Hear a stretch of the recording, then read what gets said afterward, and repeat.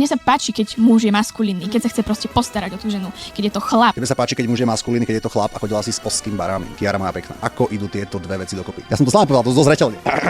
Kiara, ty si chodila s oským barámi. S oským barámim. Hej, a tebe nevadilo, že tvoja priateľka bola holá?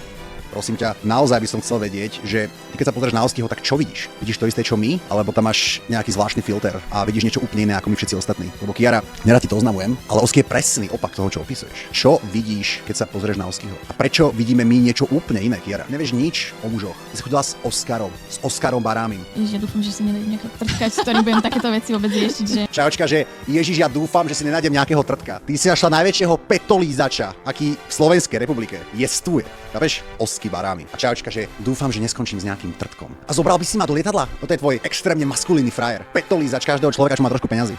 Gratulujem ti, Kiara. Ale na druhej strane, ty tiež nie si príliš pekné ani múdre dievča. Tam sa 0 delí 0.